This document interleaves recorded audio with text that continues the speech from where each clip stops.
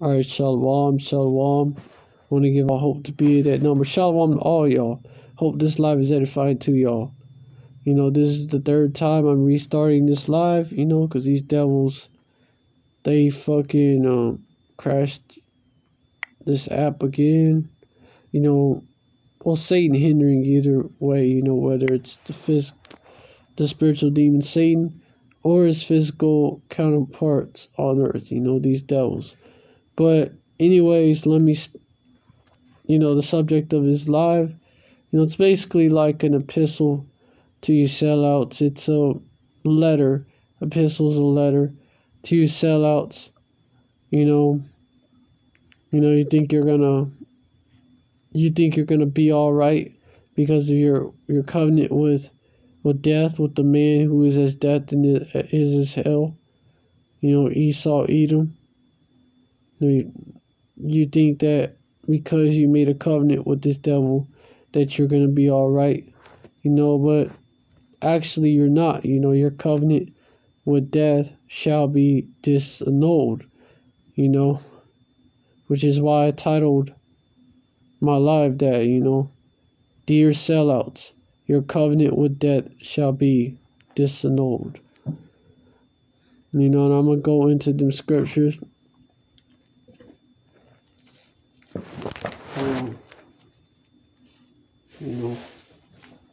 Because you sellouts, you seem to think that this devil made an exception for you, like he's gonna, like he got your back, he got your back. Like it's different from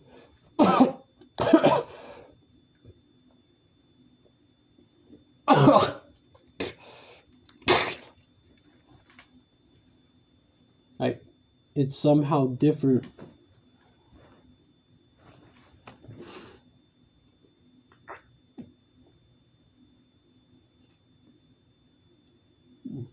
Lucky for that. It's somehow different from the other sellouts who betrayed our people and thought they was gonna, sail into the sunset with this devil, man. The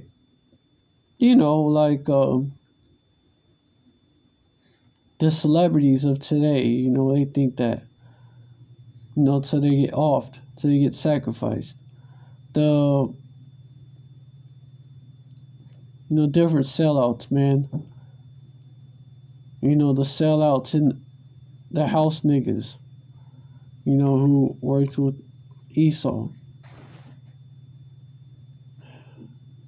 The four Indian Gadites. The Malinches. The Roman soldiers who took part in the destruction of Jerusalem. Like, there was a Roman general who was actually an Israelite, and he took part in the destruction of Jerusalem. Played a key role, actually. The Huguenots, man, who took sides with Esau, during the American Revolution. Helped Esau, only to get betrayed. Many examples of sellouts, man. They got betrayed, but hey, the Jakes who sided with Antiochus, during the time of the Maccabees. Many examples of sellouts, who later pay.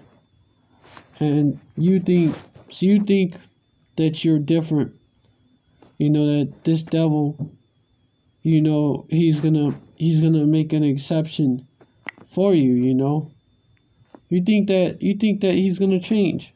You actually think that he's gonna change, which, honestly, man, what the fuck? Especially y'all knowing the truth. Exodus 12. Hey, but somebody gotta play the Judas role, right? Exodus 12:10. Never trust thine enemy, for like his iron rusted, so is his wickedness. You know, you over here trusting your enemy, thinking that he's gonna, he's gonna have your back at the end. Oh, I was a good noodle. I was a good, I was a good boy for Master Esau, man. He's not gonna throw me in them FEMA camps with the rest of the my people who I'm betraying.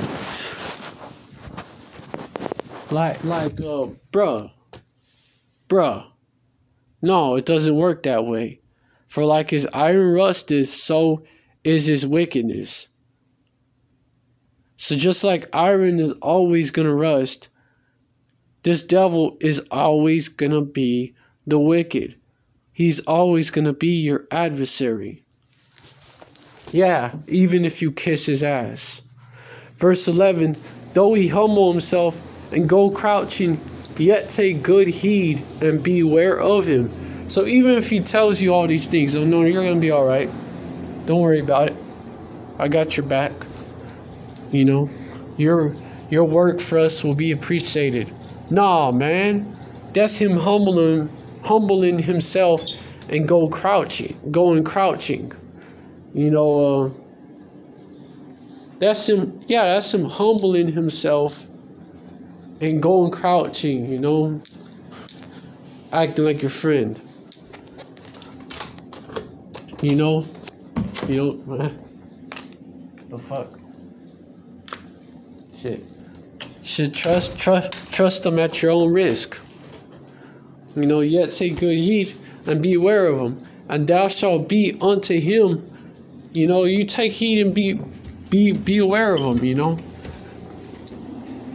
and thou shalt be unto him as if thou hadst wiped a looking glass. Now you when a looking glass is fogged up, right? Like glass is fogged up, you can't see shit. Then you wipe them and you see clearly. And thou shalt know that his rust hath not been altogether wiped away. And you sellouts are gonna find out the hard way, man. Those of y'all that don't fucking repent, they don't repent and turn back. You're gonna find out the hard way that, oops, I fucked up. Now my ass is in the same position as the people that I sold out. This devil lied to me. And now, not only, now, I'm in a worse position because I'm with all these people that I betrayed. Because you was foolish enough to believe the lies of this devil, that he was gonna have your back, that you was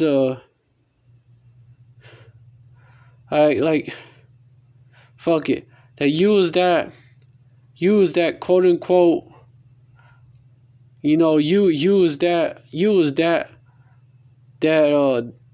man, you was that nigga in the house, man. Verse 12, set him not by thee, lest when he hath overthrown thee. Now you thought you was gonna get a special position, man. Verse 12, set him not by thee, lest when he hath overthrown thee, he stand up in thy place. Neither let him sit at thy right hand, let he seek to take thy seat. And thou at the last remember my words, and be pricked therewith. Yeah, you sellouts, y'all gonna remember our words, man. Whenever y'all get betrayed by the very people that you selling us out for, man. You're gonna remember these words. Oh fuck, they was right, You know, those GMS and like-minded Bumalites, you know, they was right, you know. Those so-called Bumalites was right. They was right. They was right the whole time, you know. I should have listened. But you know what? You know, you're gonna be pricked therewith. You're gonna regret it. You know, also maybe literally pricked therewith. You know, you're gonna try to get out the situation, right? But guess what? Verse 13. Who will pity? You know, I'm referring to the RFID chip. You know, referring to the MOTB. You know, which is links right up with the basically with the snake bitogen, man, that they're pushing that snake venom, man. It links right up with it, you know. They have to verify it and shit. Where your zombie card gonna end up being, you know.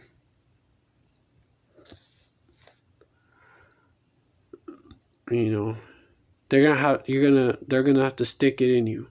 But anyways, let me continue going. Who will pity a charmer that is bitten with a serpent or any such as come nigh wild beast? You know, who's gonna pity you? You're gonna regret it and be in a pitiful situation, but nobody's gonna pity you. Verse 14, so one that goeth to a sinner and is defiled with him in his sins, who will pity? Who's gonna feel bad for you, really? Verse 15, for a while he will abide with thee, but if thou begin to fall, he will not tarry. You know, you think this man is gonna have your back? You think he's gonna have your back?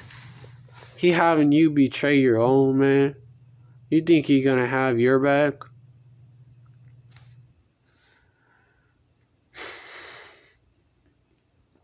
Verse 16, an enemy speak. He's gonna tell you he is, but it's just to use you, to bring down your own people. Verse 16, enemy speaketh sweetly with his lips, but in his heart he imagineth how to throw thee into a pit. He will weep with his eyes, but if you find opportunity, he will not be satisfied with blood. Yeah, you know, when he gave you that bag here, just you know, push this wayward doctrine, you know, just jot down names of people that, you know, sign up, you know, be this controlled opposition gatekeeper, you know, we'll reward you handsomely with this bag of money, man. But if you fuck it up, you know, it probably did some left-handed shit, man, straight out of left field, you know, just so he could bribe you. And if you make the wrong move, you know, you finna get exposed. But he should have taken that deal, man. You know, he spoke sweetly with his lips, but in his heart, really, where there's lob, you know, meaning your mind, obviously, right? You can't, obviously, it's your mind. He imagined it how, He imagined it how to throw thee into a pit. He will weep with his eyes, but if you find opportunity, he will not be satisfied with blood. He will weep with his eyes. Oh, man, I feel sorry for you, man. Look at you're in the hood and shit. Look, you're in the hood and barrio and shit. Look at you, man. I feel bad for you. I want to help you out. I wanna make you rich.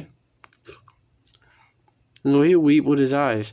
But if you find opportunity, he will not be satisfied with blood. You know, he's not going to be satisfied with blood if you find opportunity. He wants your soul.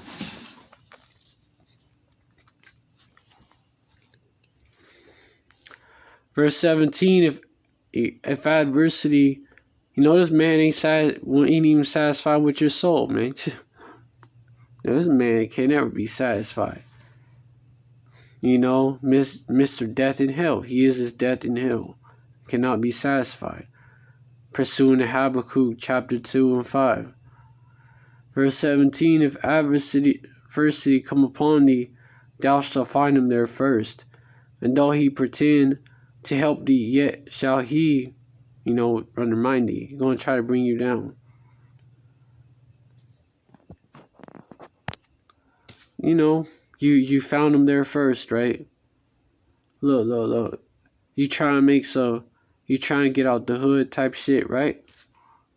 And though he pretend to help thee, yet shall he undermine thee. Verse 18, he will shake his head and clap his hands and whisper much and change his countenance. Like, this nigga really trusted me. Because his whole time he was trying to bring you down. Yup. Yep, Khan, there's more in here. I could even get this. Ecclesiastes 13. He that touches pit shall be defiled therewith, and he that hath fellowship with a proud man shall be like unto him. Verse 2, burden not thyself above thy power while thou livest, and have no fellowship with one that is mightier and richer than thyself. For how agree the kettle and the earthen pot together? For if the one be smitten against the other, it shall be broken. Verse 3, the rich man hath done wrong, and yet he threateneth withal. The poor is wrong, and he must entreat also. Esau, he could do no wrong in this society. It's been that way. He gets a slap on the wrist, if anything. If the poor do something wrong, he must entreat also. It's wrong, then he still, he's gotta entreat. He still gotta, gotta give more, man. Verse 4, if thou be for his profit, he will use thee. But if thou have nothing, he will forsake thee. And that's Esau all the way, man. While you can do something for him, he's gonna use the fuck out of you. He's gonna use the fuck out of you. But if thou have nothing, if you're not useful to him at all, he doesn't give a shit about you. Verse 5, if thou have anything, he will live with thee. Yet he will make thee bare, and will not be sorry for it. Yeah, he gonna use you up, man. Dry you out, man.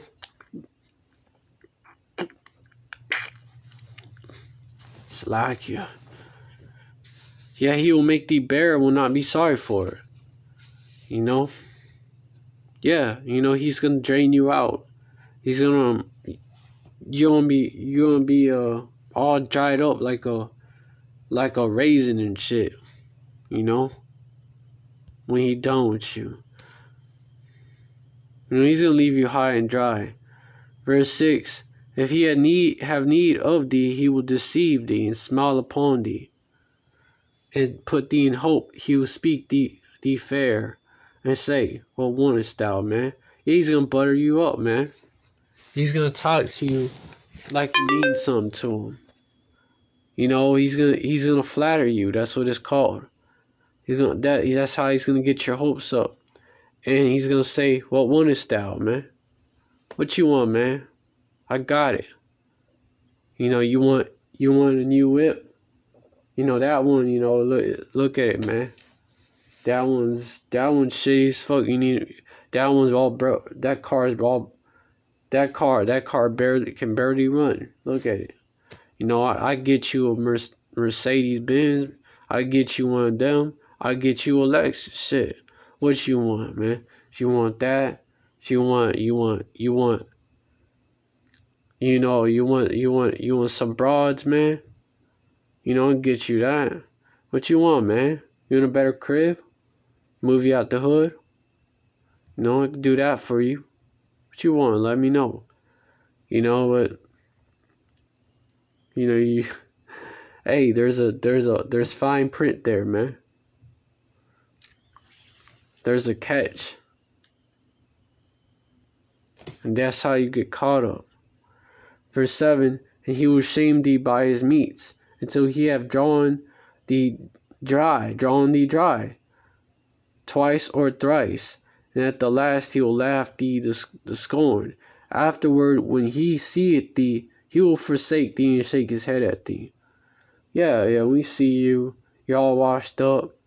You know, no more purpose. He don't have no more need for you. These old celebrities, you know, Esau abandons them. He doesn't give a shit about them. They're no longer useful. He'll forsake thee and shake his head at thee. Like, this guy, man. This guy, man. He really believed all that, man. Hey. You know, not even consider, really not give a fuck about you, man. Verse 8, beware that thou be not deceived and brought down. It's saying that jollity, like you think you gotta come up, man. You all happy and shit. And you think you gotta come up. But, you know, nah. Really, you know, you just took the bait. Verse 9, if thou be invited, man, I'm going to bring out a few more scriptures on that. And then I got that scripture, these scriptures going into that covenant with death, man. But that basically like links up with it. Verse 9, if thou be invited of a mighty man, withdraw thyself, and so much the more will he invite thee. Verse 10, press not thou upon him, lest thou be put back. Stand not or fall off, lest thou be forgotten. Verse 11, you know, these especially. Verse 11, affect not to be made equal unto him in talk, and believe not his many words. For with much communication will he tempt thee, and smiling upon thee will get out thy secrets. Verse 12, but cruelly he will lay up thy words, and will not spare to do thee hurt, and to put thee in prison. In prison, yeah. You know, because, you know, Esau has that power, man, in this society. Frame you up. Have you looking like a terrorist. But yeah, you know, you take that bait and sell out. You know,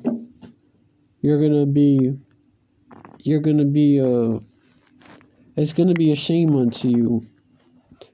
And let me get one last one.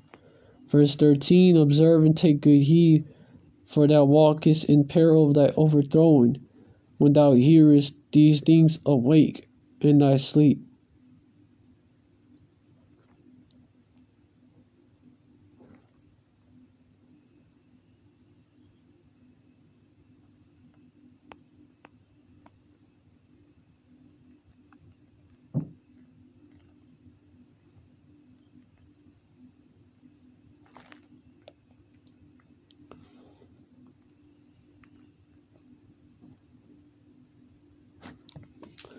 Let me get Isaiah 20. Hold on. Let me read this. Read it down, man. Verse 14. Love the Lord all thy life. Call upon him for thy salvation. It's another one that, you know, further goes into it. Love Yahweh all thy life. Love Yahweh Hashem Yahushua all thy life, and call upon Yahweh Hashem Yahushua for all thy salvation. For thy salvation. Verse 15, every beast loveth his like, and every man loveth his neighbor. Verse 16, all flesh consort to kind, according to kind, and a man will cleave to his like. Verse 17, what fellowship have the, you know, proving, you know, the different nations, you know, who they gonna cleave to, you know, their respective nation, man.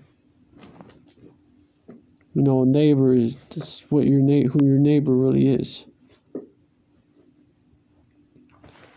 You know, love thy neighbor as thyself, going into that. Verse 16, all flesh consorted according to kind, and a man will cleave to his like. Verse 17, what fellowship have the wolf with the lamb? So the sinner with the godly. Verse 18, what agreement is there between the hyena and a dog? Well, what peace between the rich and the poor?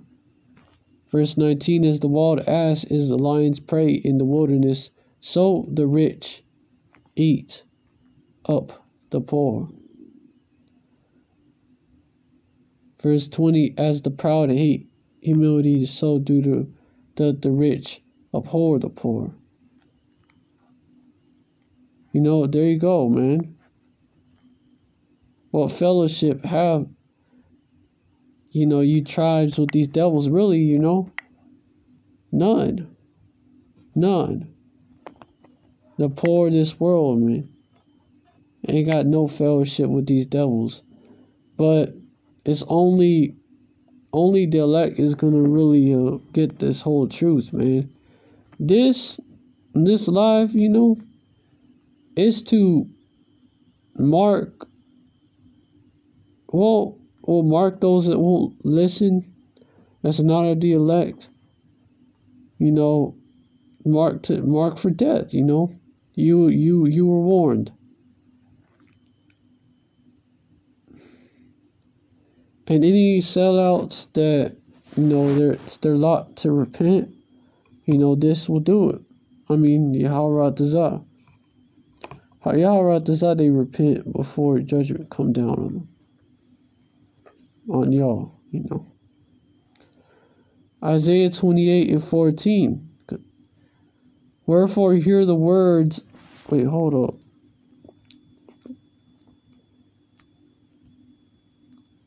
Isaiah 28 is a heavy chapter too.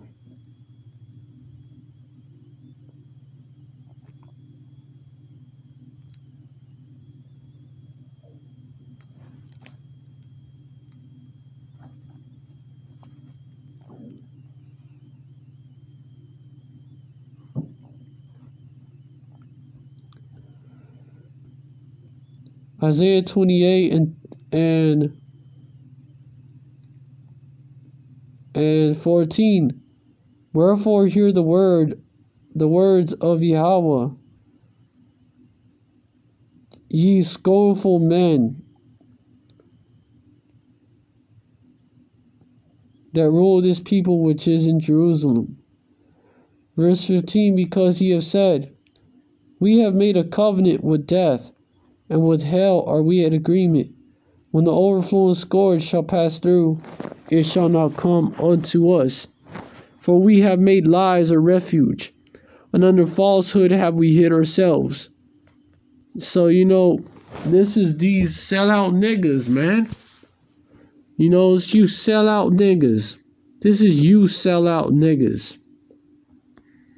You know, you believe that this covenant that you made with death, with Esau, you know, the man that is his death in hell, right?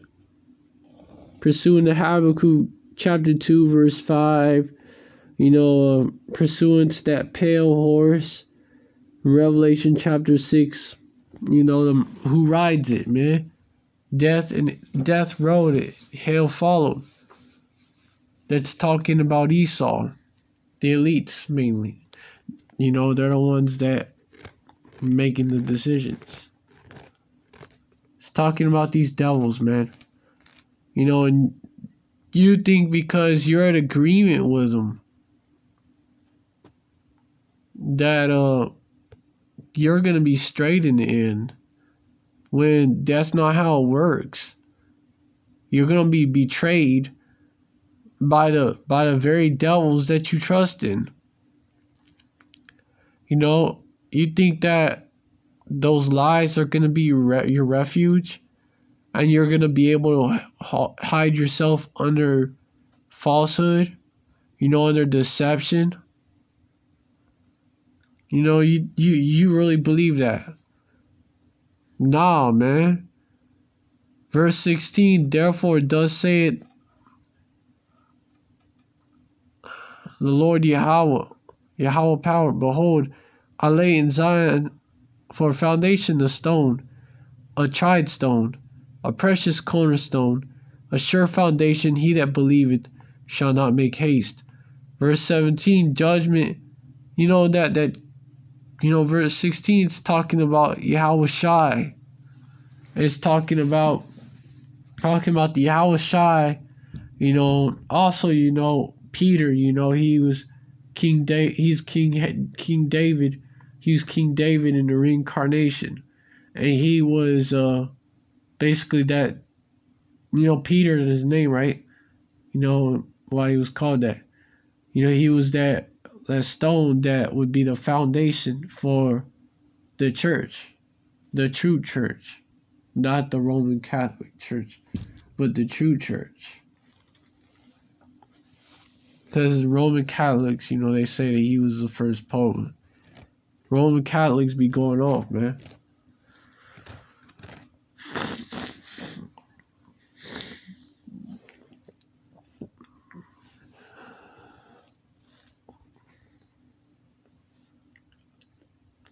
But you know, it's called the House of David for a reason.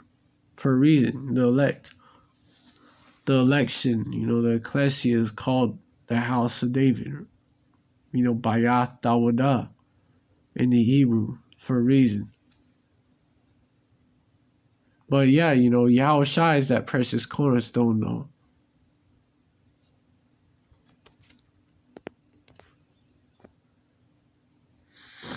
That the builders rejected, which, you know, are your false prophets and these sellouts. The rest of you 2/3. Verse 17, judgment also will I lay to the line, and righteousness to the plummet, and the hail shall sweep away the refuge of lies, and the waters shall overflow the hiding place. Judgment also will I lay to the line, you know. It's gonna happen. And righteousness to the plummet, man. You be warned right now, man. Righteous judgment is coming. And the hail shall sweep away the refuge of lies.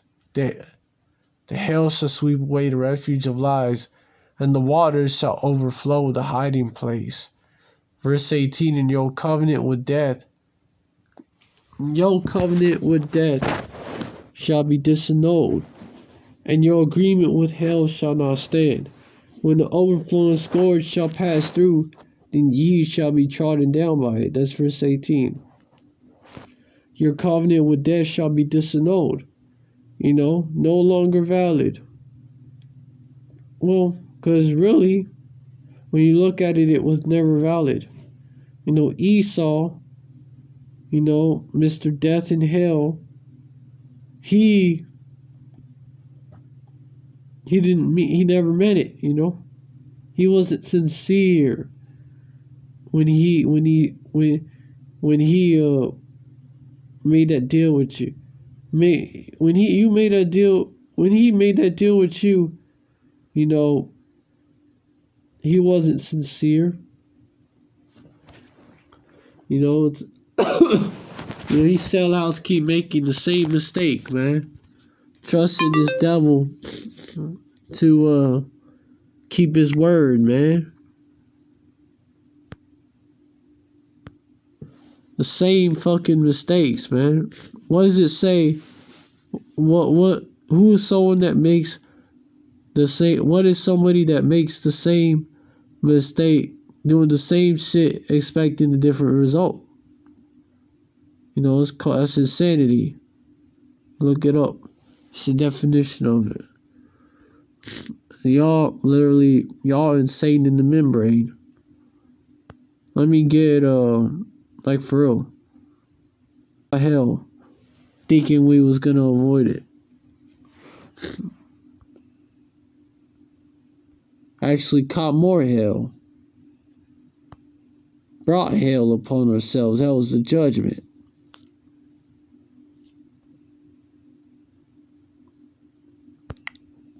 You know, the time of the Maccabees, for example, they had them to be their avengers. You know, the whole time, man. You know, these niggas that sold out, man.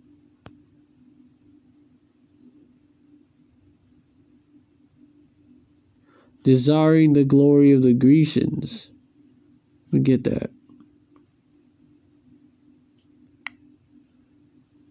You know, tripping.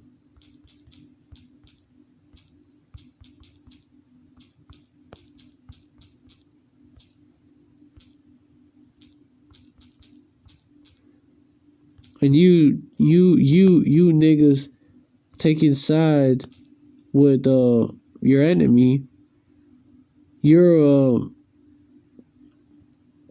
you desiring the glory of the Grecians. Why are you doing it for filthy lucre? To be something in this system, man. Be something in this society run by, this modern day Greco-Roman society. This is Greco-Roman civilization. The part 2. Rome all over again.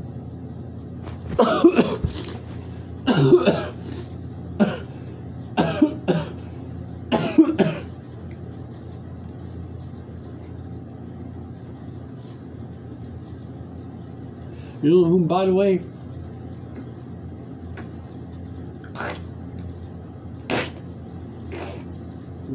Salakia. It was Maccabean leaders who went off. Leaders after the Maccabees, I would say, but came from basically the Hasmonean dynasty leaders that it was one of them that made the deal with Rome, man. That covenant with many that was broken. Salakia. Still got that. I'm still dealing with a lot of bullshit. Salakia. But let me get into these scriptures, man. What happened at 70 AD eventually? Before that, you had the first, what they called Jewish-Roman wars, but it's really, we know, it was actual, Judites, man. The Judite-Roman wars that happened after, and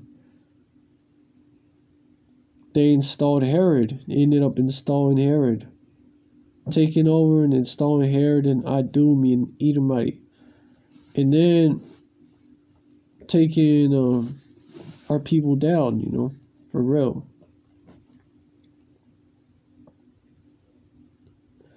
Alright, let me bring this out. Yo, this is what these niggas did, man.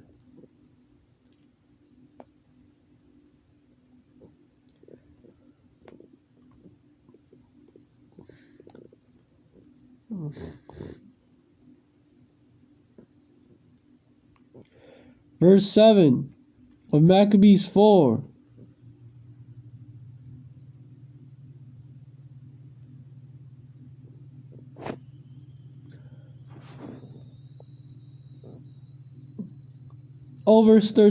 Verse 7, yeah.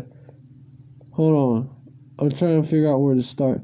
Yeah, verse 7. But after the death of Seleucus, when Antiochus called Epiphanes took the kingdom, Jason, the brother of Onias, labored under hand to be his priest, to be high priest.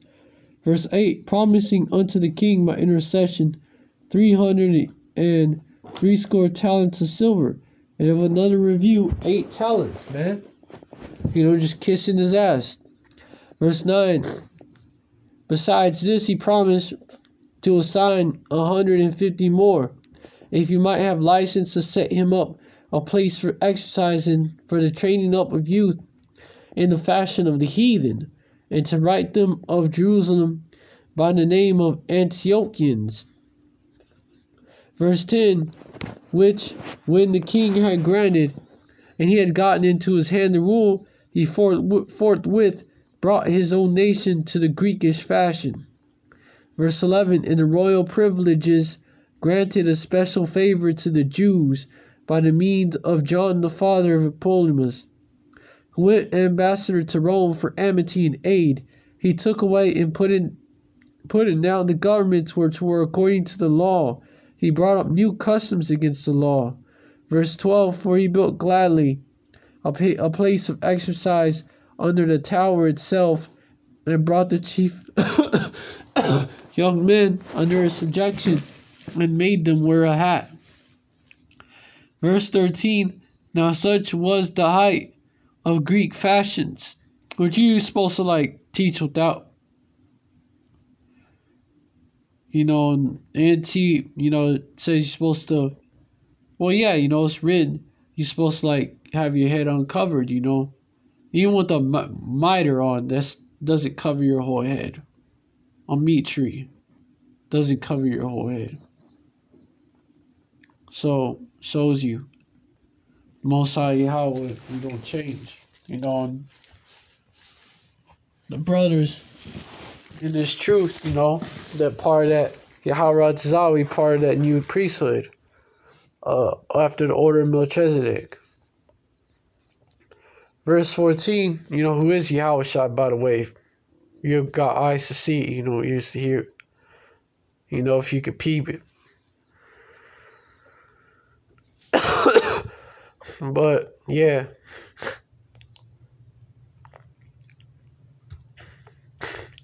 Verse 13, now such was the height of Greek fashions, the increase of heathenish manners, through the increased profaneness of Jason, the ungodly wretch, and no high priest. Verse 14, that the priests had no courage to serve any more at the altar, but despising the temple and neglecting the sacrifices, hastened to be partakers of an unlawful alliance, and the place of exercise after the game of discus called them forth. Verse 15, not setting by the honors of their fathers, but liking the glory of the Grecians best of all. Verse 16, by reason whereof sore calamity came upon them, for they had them to be their avengers, the enemies and avengers, Shaitan, adversary, who custom they followed so earnestly, and unto whom they desired to be like in all things. These devil, they wanted to be like these devils, man. These Greek-speaking Edomites that was ruling. They desired to be like them. Best of all, man, liking the glory of the Grecians. Best of all, the two sellouts, man.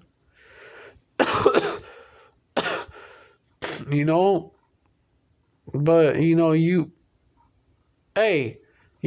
those very people that you're selling out to, the very people that you're kissing their ass, you're selling out, you're doing the fuck? These fucking trolls.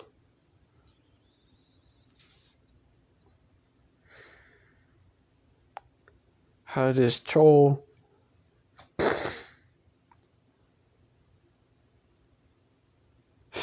posting these fake ass sites, fake ass links on the page. Of course, man. That be happening a lot, man. There's Esau behind it. Nowadays more than other times. I mean, this usually don't be happening. But yeah, you trust in your enemy to deceive, throw your own people under the bus, and sore calamity is gonna come upon you for that. By those very people you trust to be have your back for selling your people out. They're gonna throw you under the bus. You're a deceiver. Hey, the deceived and the deceiver are his, man. Even there, they don't know they're being deceived.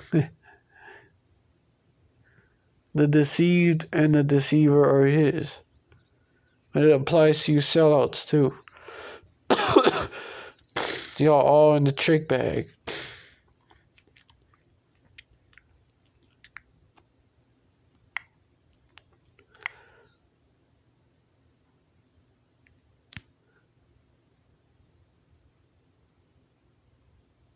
Let me get verse 17. For it is not a light thing to do wickedly against the laws of power Yahweh, but at the time following shall declare these things. Yep.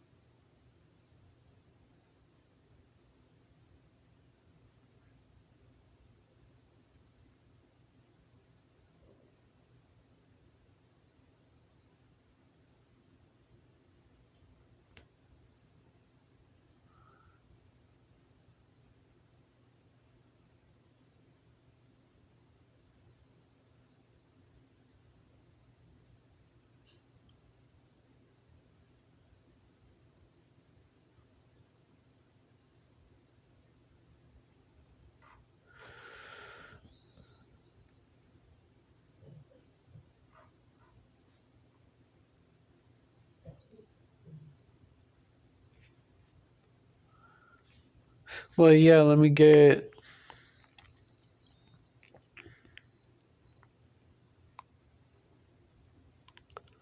something else I get.